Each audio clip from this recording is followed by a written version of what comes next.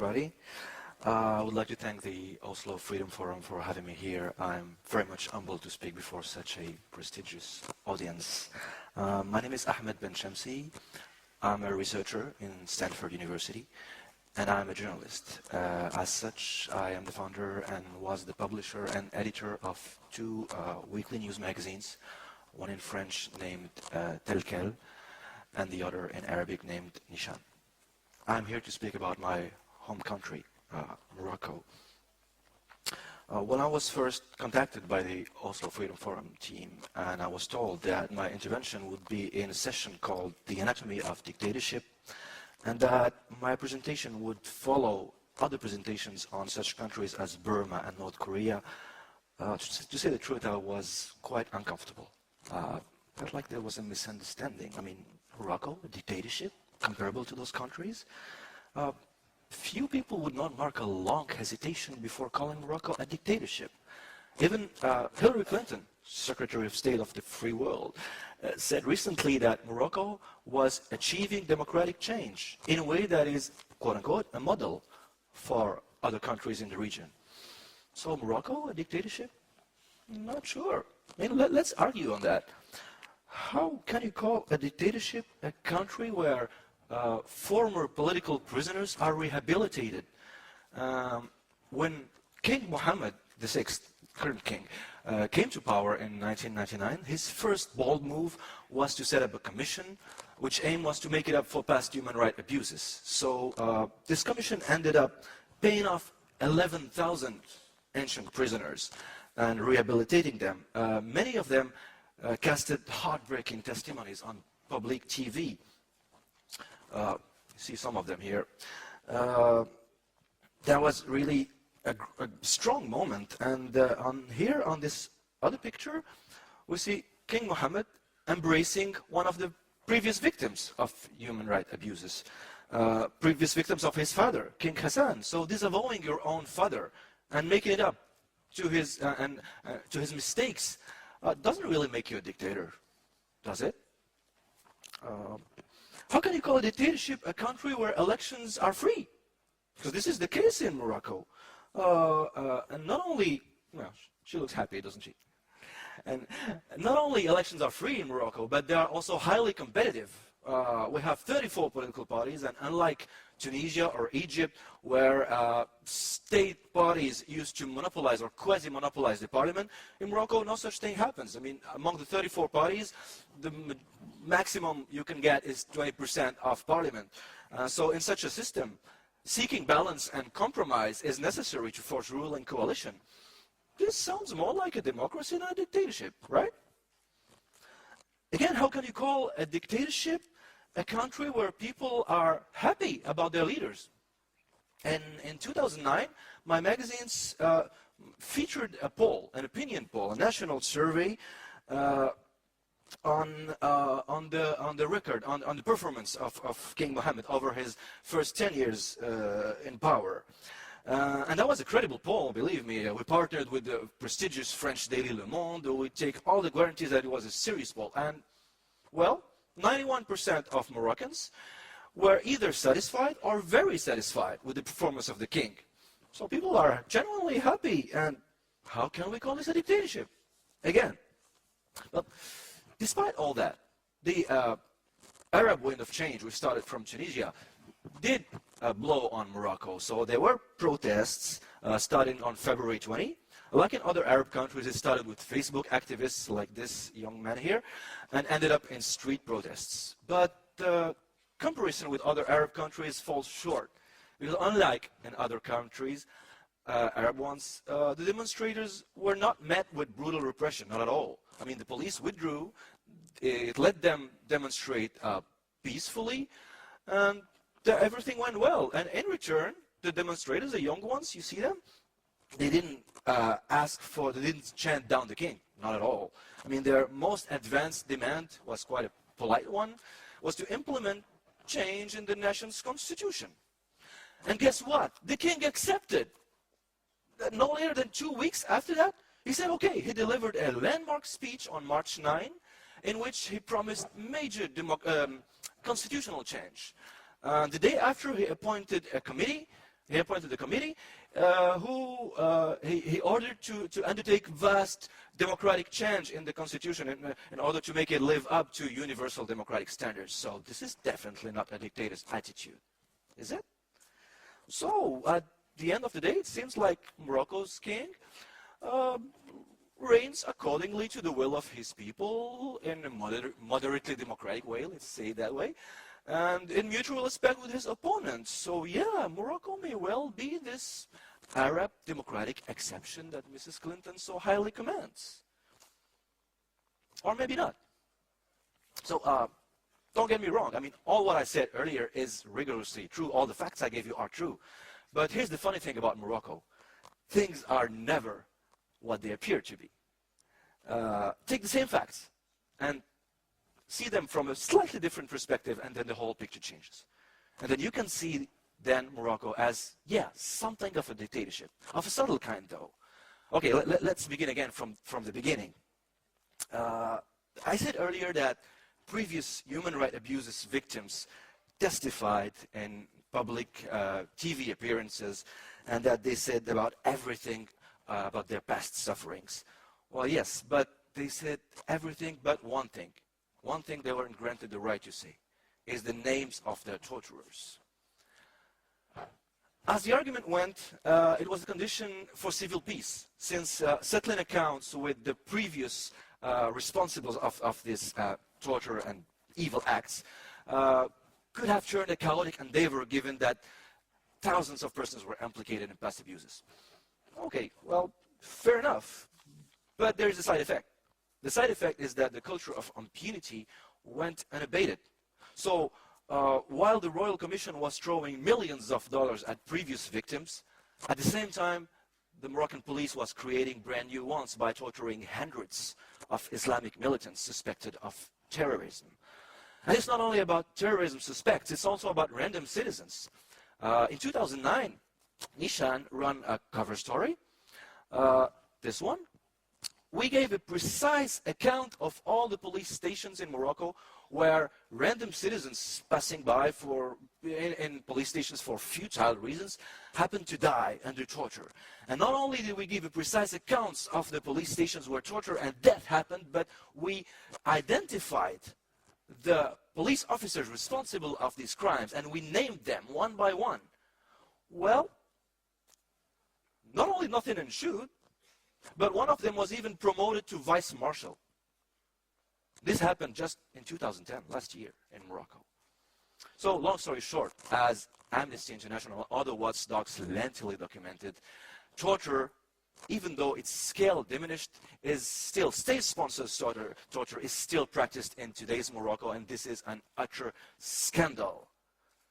And it looks more like a dictatorship now, right? Okay. I spoke earlier about elections. Here she is again. I love that face. I said it's free. Elections are free in Morocco. Well, indeed they are. The thing is, they're also pointless. Because all the significant powers are in the hands of the king. This is a dramatic cover story we did, quoting the French king Louis XIV, L'État c'est moi. State is me. Well, yes, state is indeed him, since he names and dismisses the cabinet members and civil servants at will, regardless of any electoral outcome. He defines the grand orientations of the state in public speeches. He can decide unexpected huge budget spending, regardless of what the government says or thinks. Long story short, again, he gives orders, and he is to be obeyed. And this is how it works. So Moroccans know that. Consequently, they pay little attention to local political life. And we see that clearly in general elections. Turnouts are interesting to analyze. Let's do some mathematics. In 2007, the official turnout in the general elections was 37%, official one. But if we take the registration rate and blank ballots into account, this number narrows down to 24%. This is the number of Moroccans who effectively hit the polls in 2007. Well, they elected a parliament, and among the 33 parties forming the parliament, to great colors there. The one which get the most seats in the parliament was the Istiqlal party with 16%. Okay, so the head of the Istiqlal party, Abbas al-Fasi, was named prime minister, and it was what's called a democratic methodology, since his party was the first one. But since you got all these colors here, yeah, do the numbers. 16% of 24, it's 4%. This is what made Mr. Abbas al-Fasi our prime minister. He looks happy too. He represents nothing more than 4% of the Moroccan people. And since he needs to forge coalitions with all the other colors you saw, and since any coalition of the sort is eager to disintegrate in a snap of a royal finger, it is no wonder why this man, when he was appointed prime minister, his first declaration was, "I will obey His Majesty's orders and execute them to the letter," quote unquote. Well, yeah, he's freely elected, but what's the point if he obeys to the letter the orders of someone who's not elected? So this is free elections, but in much of a dictatorship system.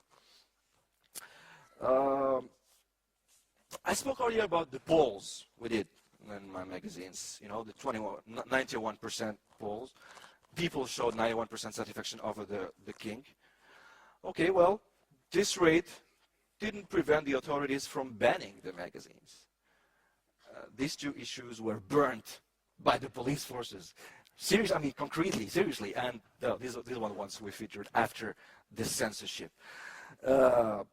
Why? Because as the government spokesman said, the king is above polling because he's sacred.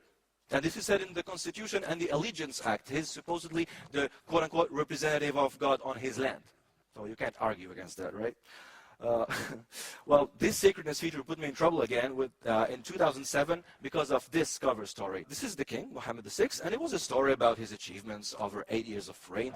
And the title was borrowed from a very famous song from a popular music band in Morocco named Nesl Riwan.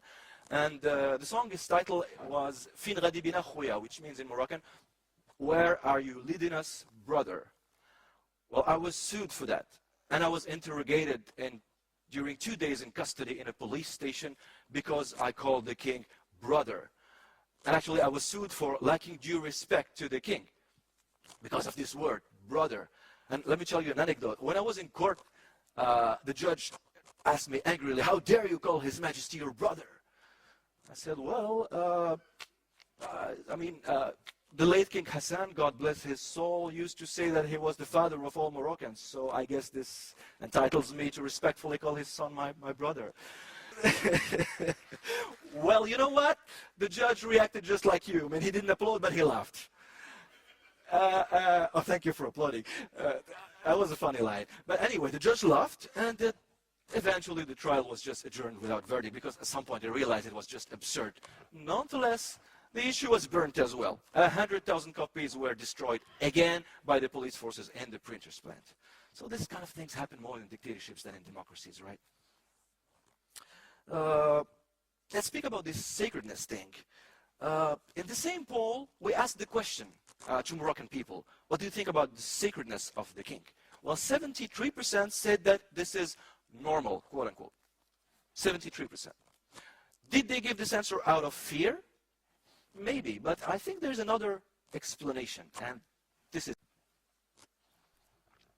is what we see on Moroccan TV every day. We have been seeing this. This is the king, and people are bowing to him. These are civil servants, government officials. And look at this. This is just great. We see this every day during the last half century. See? Okay, here it goes.